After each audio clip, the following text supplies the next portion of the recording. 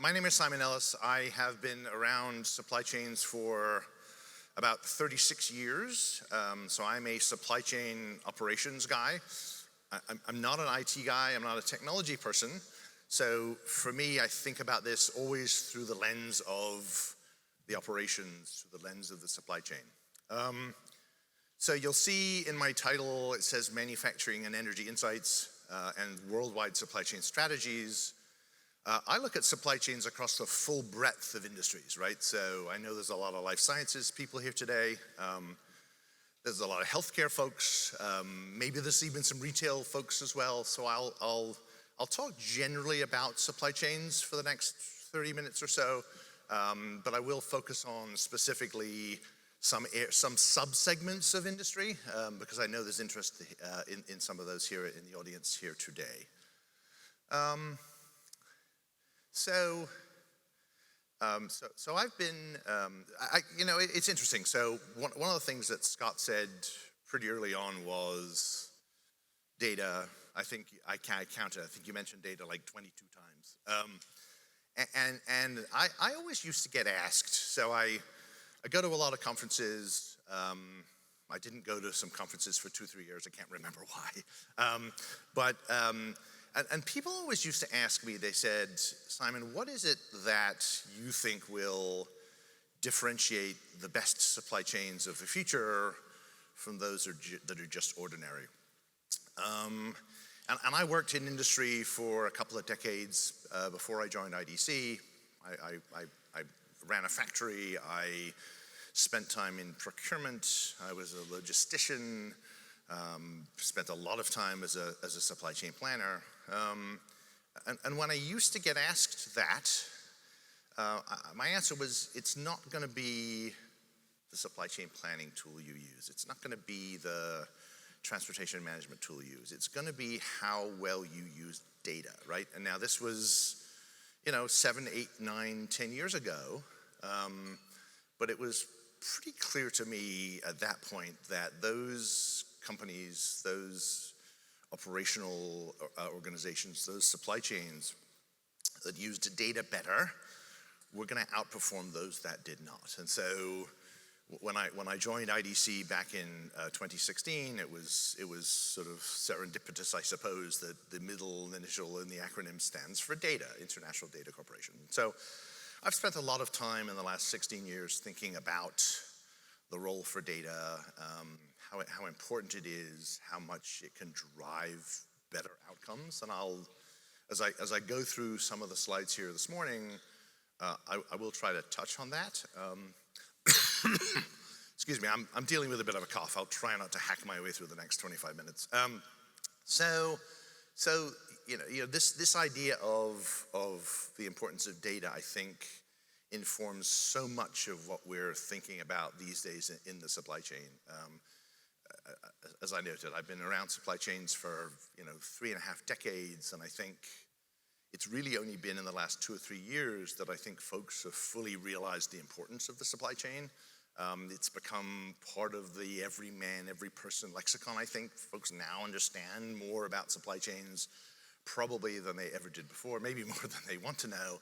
But certainly, we've seen an enormous increase in the interest in supply chains and in the focus on supply chain technology and the use of data in the supply chain. So so I thought it might be interesting here today to share with you some data from data from a recent supply chain survey. This was a global survey that was in the field in March. So the data is brand new, and I'm gonna take you on a sort of a quick journey through some of the things that we've learned, some of the things that were perhaps surprising, and then some of the things that were perhaps not surprising. So I'm going to talk a little bit about supply chain disruptions. We're still dealing with them. Maybe it's not so much pandemic stuff now. Perhaps it's a bit more about inflation, or economic circumstances, or military conflicts in parts of the world that affect the supply chain in both predictable and unpredictable ways. Going to talk a little bit about kind of executive priorities, right? cost pressures, labor markets. And the labor market's changed a bit actually in the last 6 months, and I'll touch on that somewhat. Certainly things like scalable analytics, better integration, this notion of connective tissue that I'll touch on later. Migration to the cloud. Scott had artificial intelligence as the last step in his 1978 to 2023, I think was the duration. And so what is the role for these kinds of capabilities? And so we'll talk a little bit about that. Challenges, right? Lack of collaborations it's funny. I mean, I've been working with manufacturers, working with supply chain organizations around collaboration for a distressingly long time, yet it still remains a challenge for so many. So I'll show you what some of the data says around collaboration. This notion of the importance of speed, being able to do things more quickly. I don't know, I dusted off the old people running away from the bear joke a few weeks ago. You don't have to outrun the bear, you just have to outrun the other guy trying to outrun the bear. And so I think a lot about that. It's a goofy old joke, right? But I think a lot about that in the context of speed and being able to be fast to alternatives. And then how important is new technology and cloud and artificial intelligence, and I've got some points later on that I'll touch on there as well. And then lastly, I think, is this idea of kind of enterprise vision, right? So, what are our priorities? Is it sustainability, for example? I don't think anybody's mentioned that yet this morning, but how important are things like sustainability? How important are things like orchestration and connectivity, and how do we think about them in the context of how companies think about their operations and how they think about supply chains? So disruptions. It's funny. I never really liked the term new normal. There's a few terms I dislike. I was coming to the hotel yesterday, and this guy in front of me in his car had game changer bumper sticker. That's another phrase I really hate. Everything's a game changer, right? So I won't use that term here today, I don't think. But this idea of sort of the new normal, and I don't know, I started using the term next to normal.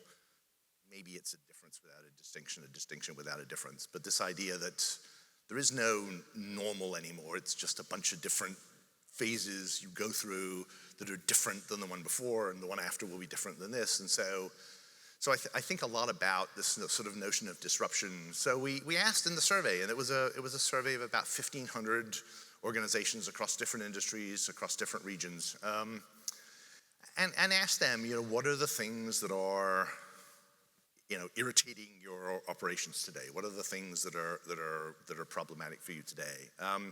And it's quite interesting because this is a survey we do every year. So we did it in March of 2022 as well. Back then, the manifestations of disruption were almost all around delays or supplier unreliability or demand volatility. And so you still see some of that, but what I think has, for many companies, kind of superseded those because they are better than they were, probably not fully back to where they should be or need to be, but they're better than they were. But I think what we've seen more is this idea that costs have gotten out of control, right? That these companies have been dealing with inflation now for 12 months, 18 months. And so whether it's supply costs, supply input costs, or transportation costs, that's been a big issue for many companies, for many supply chains. Those are the things that have sort of become, sort of the list of issues kind of, it's dynamic, right? It changes over time, I think. And I think where we are at the moment, and next year this time it could be different again, but I think where we are at the moment is it's more about cost necessarily than availability. And it's interesting. So I talk to lots and lots of supply chain organizations, lots and lots of end user organizations. And I was having a conversation with a chief procurement officer for a small pharmaceutical company about 6 months ago. And she was talking about how they had to change their approach to procurement as a consequence of the pandemic, but they are now starting to move back to where they used to be. And so the difference was, historically, when engaging in a procurement effort, they try to negotiate to the best possible price. I mean, that's how procurement organizations have worked forever. But when supply became so significantly constrained in many cases, she said they kind of abandoned that effort, and it was now more about trying to get what they needed almost for any price. And so the cost arbitrage process that they had used didn't work so well when supply was so constrained. Yet as constraints have eased, they're going to go back to that, because for them, supplier costs is a huge problem, and they're struggling either to maintain prices to consumers or to B2B, or they're taking price increases. So I thought, at least for me, I thought that was kind of interesting in the context of sort of the big problem has shifted slightly. I think it still becomes a balance of the two for most companies, but I think this idea of prices and inflation, at least for now, has superseded that of availability.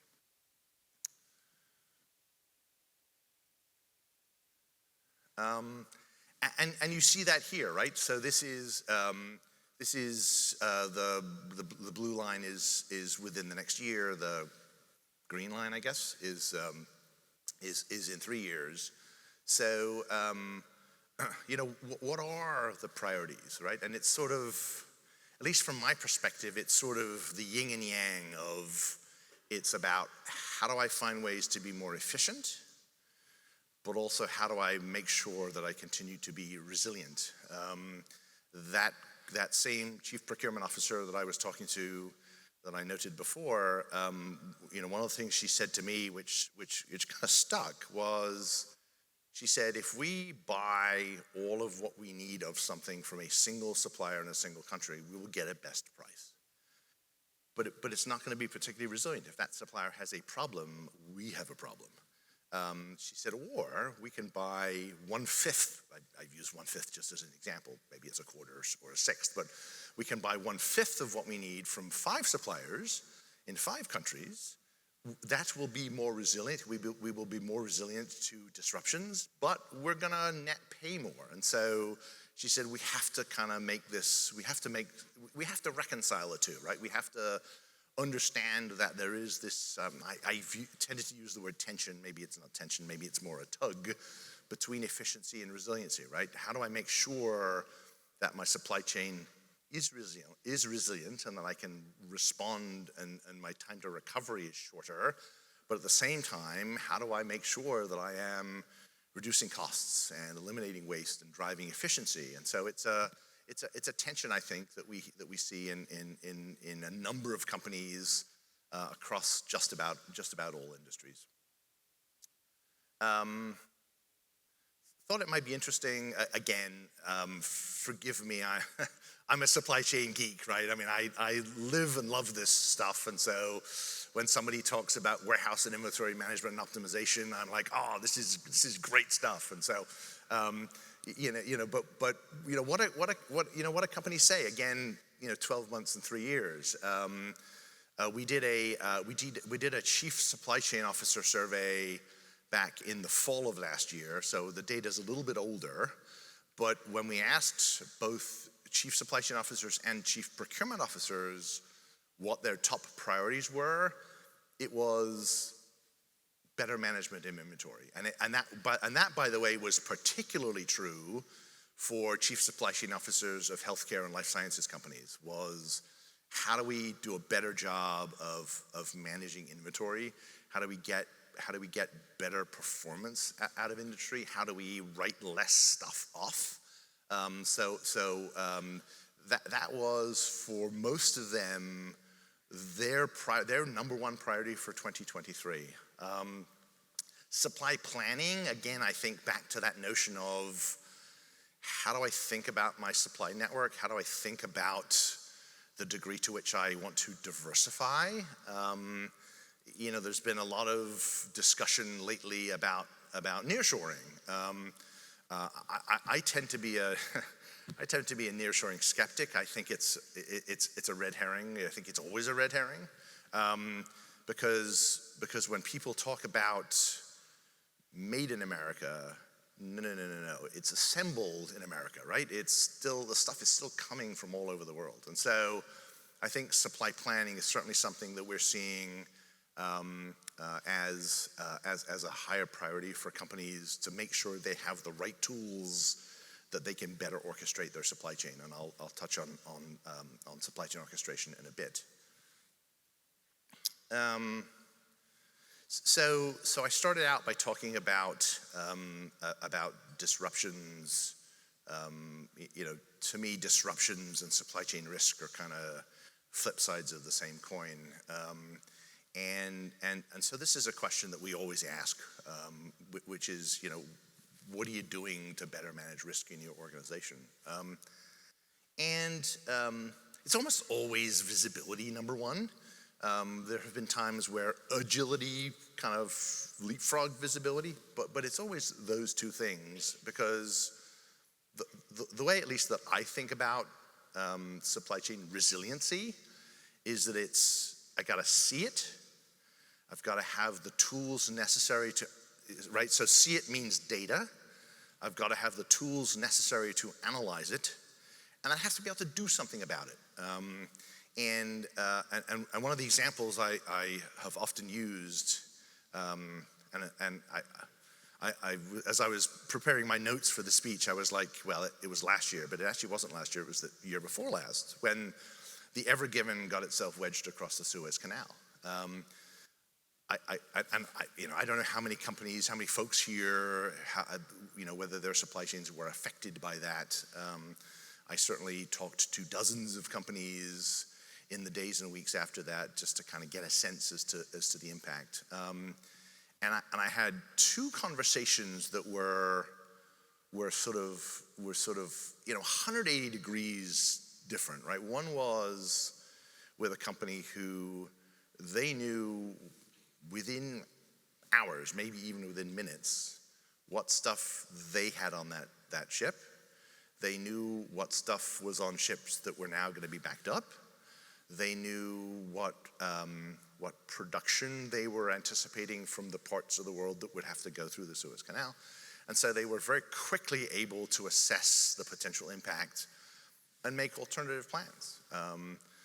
Another company that I spoke with didn't know any of that. They even days and weeks on, they still didn't really know what the impact was, and so they were slow to make the kinds of remediations necessary to try to minimize the impact. And so to me, that's why I use the two guys running away from the bear a joke, because in that case, the first company, they didn't have to be instantaneously fast. They just had to be faster than their competition. And so they were able to minimize the impact. And so from a risk management perspective, they saw it, they were able to analyze it, and they were able to take actions, because when something like that happens, the alternatives available to companies will inevitably be limited, and the companies that can get there faster will find the impact minimal or minimized.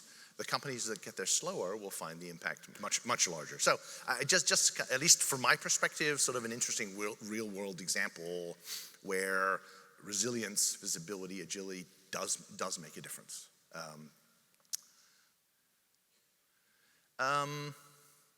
So the other thing that I ask the respondents to these surveys is,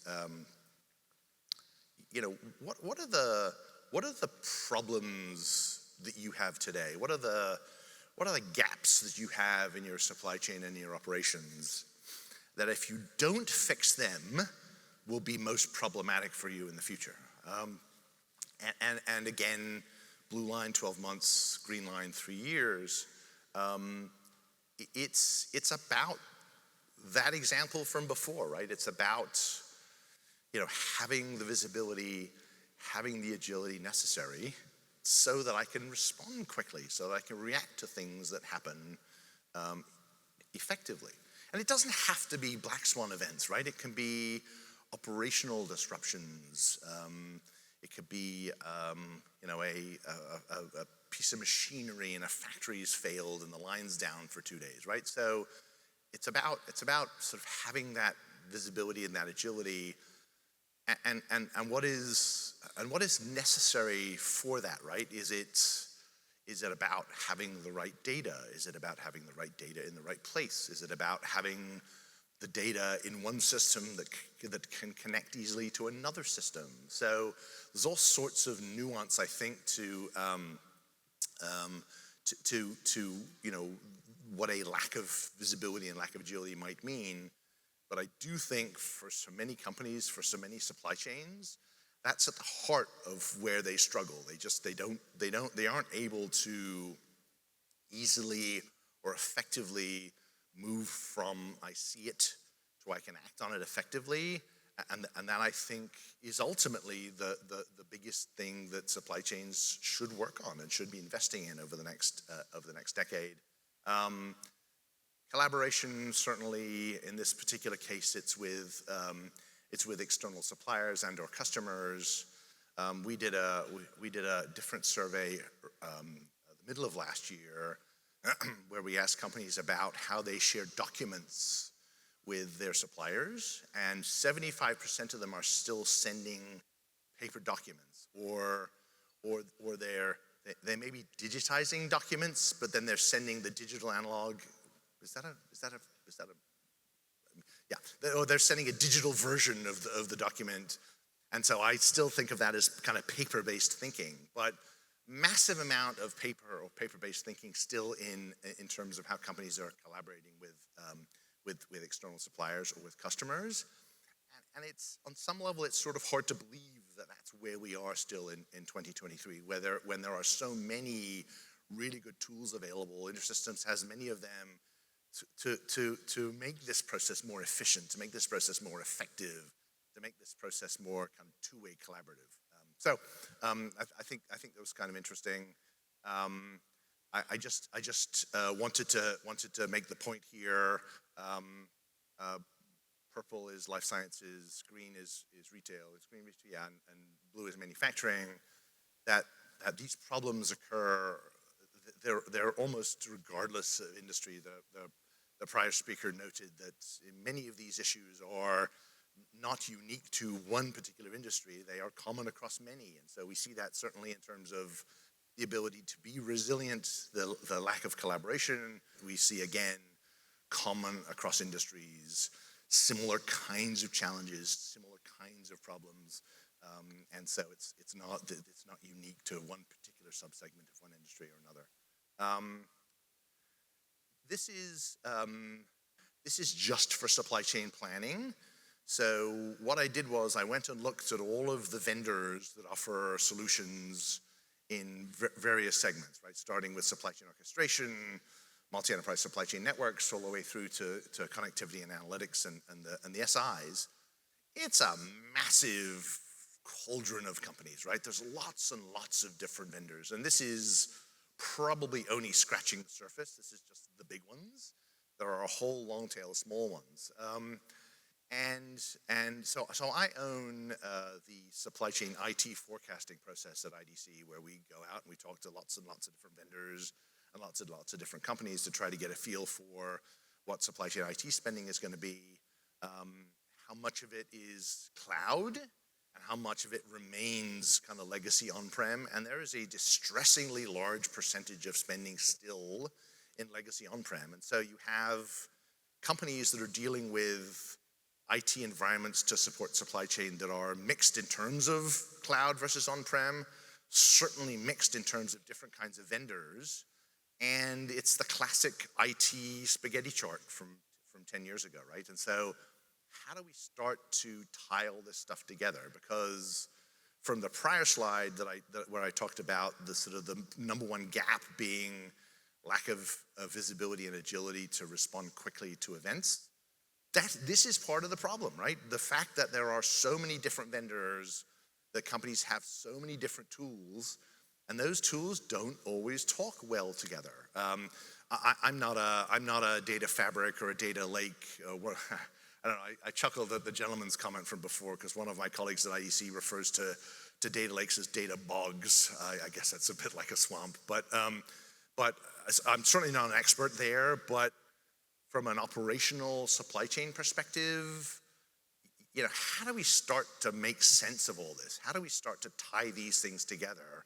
And that was why I used this notion in doing some work with InterSystems around this idea of connective tissue.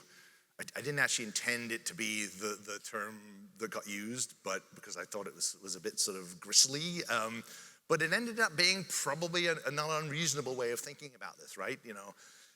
Getting better integration, being able to do real-time synchronized planning across operations and across supply chains, connecting and contributing to better decision making. And so this idea of a data platform that can allow you to better tie these things together. And we've talked about supply chain control towers for a long time. It's another of those terms I don't like and I try not to use, which is why I tend to call it more supply chain orchestration. But how do we begin to tie these things together to not only make better decisions, but to make faster and more timely decisions, to be faster and quicker than my competitors so I can get the right answer more quickly and get a better outcome. And so, at least for me, from my perspective, this idea of connective tissue, this idea of supply chain orchestration and being able to tie these things together is a really powerful idea. And I think in many ways, it's the piece of the supply chain that's been missing, that if we can get there, because companies are not going to move to a single supply chain planning platform anytime soon. They're not going to move to a single supply chain fulfillment and execution platform anytime soon. And so, how do we get the benefits of those realized more quickly? I think it's through this idea of having these data platforms, of having these connective tissue platforms. I thought it might be interesting just to sort of note those companies who have started to move to these platforms, those companies who have been more aggressive about adopting cloud. And I don't mean taking an on-prem application that was sitting on my data center and moving it to somebody else's data center. I mean moving to true multi-enterprise SaaS cloud. You can see the kinds of benefits. The video that Scott ran before from you guys. One of you talked about being able to be on the most current version of things all the time and not having to have your people worry about upgrades and updates. And we see that as well, right? We see we're always on the most recent version of an application, right? We have the better features, the better functionality available to us immediately. And oh, by the way, just as an ancillary benefit, it improves overall supply chain visibility. So cloud is clearly the future for supply chain. It's clearly the future for these data platforms. It's just going to take a little while to get there. How important are technologies and different kinds of technologies? I think you can see.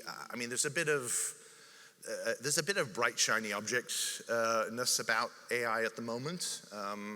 I kind of remember 6 or 7 years ago where blockchain was the big thing and everyone was blockchain this and blockchain that, and okay, that didn't work out so great. I think that's probably not going to happen here. I do actually think that AI has a major transformative effect on the supply chain.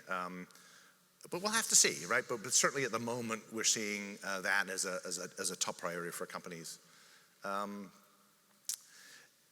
I thought it would be interesting as I kind of close out here, and I'm just gonna, in the interest of time, I'm just gonna scroll through this. One of the other studies that we've done for supply chain and operations is and this was done early last year, so it's about a year old. We've looked at the and we asked companies to self-assess, right? So we've looked at the level of maturity of supply chain digital transformation, and asked companies to kind of rate where they are. I'm not going to take the time to go through the detailed definitions of the 5 steps, other than to sort of suggest that steps 1 and 2 are companies that are fairly immature in their supply chain transformation journey. 4 and 5 are companies that are more mature in their supply chain journey. And I think so. I think it's interesting that there are 22% of companies that are quite advanced in terms of their efforts, but there are 78% that are not, right? And so this is still an aspirational journey in supply chain for many companies. It is still an opportunity. And I think there's a lot of work, there's a lot of time still to be spent as companies move, which they inevitably will have to, I think, as they inevitably move from being less mature to more mature. And I think it's fair to ask, so what? Why should I care? And I think this is why. So this is yet another study that we've done at IDC, where we look at it's around 3,000 global manufacturers and pharmaceutical and retail companies. We make a judgment. It's a ton of effort, but we make a judgment based on available information and what we know about the companies. We make a judgment about their level of digital maturity in supply chain, and we then correlate that to profit and revenue. And what we find is that there is a significant difference. So companies that we judge to be more mature in their transformation efforts tend on average to outperform those that are not significantly in terms of both profits and revenues. Now, I can't say causation, so I do use the word correlation intentionally, but to me this is a massive that's why. This is a massive so what, right? That's why, because companies that invest in these kinds of technologies are outperforming those that do not. We will see whether this continues. We've only done it out through the end of 2021. We will later this year do it for 2022, and later in 2024 we'll do it for 2023. You get the idea. But I don't expect that this will change. I think we will continue to see a significant positive correlation between business performance and level of digital maturity, level of transformation. So as I close here, and in the interest of time, I'm going to just sort of do all the builds. I think, as I think about both the past of supply chains informing the future, what are the things that we're going to need to pay attention to, right? One is data, right? Data through analytics to action. The second one is, how can we make sure that we are resilient both to internal and external disruptions? We've focused a lot over the last few years on the external ones, but there are internal disruptions as well. I think how do we figure out how to be collaborative at scale, right? We can focus on the top suppliers, we can focus on the top customers, but is that enough? Or should we be able to, or should we be aspiring to being collaborative at scale? Only because I like the word prescient, I've put it in the deck, but be predictive, be prescient where possible, but understand that some events simply aren't predictable, and so we need to be fast where possible. The example of the Suez Canal, right? Nobody predicted that. Nobody could predict that. So if you can't predict something, make sure you're at least fast. Make sure you're at least responding quickly. And then excuse me. And if you can react fast enough, it almost looks like you were able to predict it. So that's kind of at least from an IDC perspective. Do I have a no? Okay, I guess that's it. That's it from an IDC perspective. I hope you found it interesting. Hope you found at least some of it insightful. I always, at least from my perspective, I always try to, if I have data, I at least have some sense of this supports a view or this supports an opinion. But this is how we see the supply chain. This is how we expect to see the supply chain over the next 3 or 4 years. And I thank you for your time, and I thank you for your attention.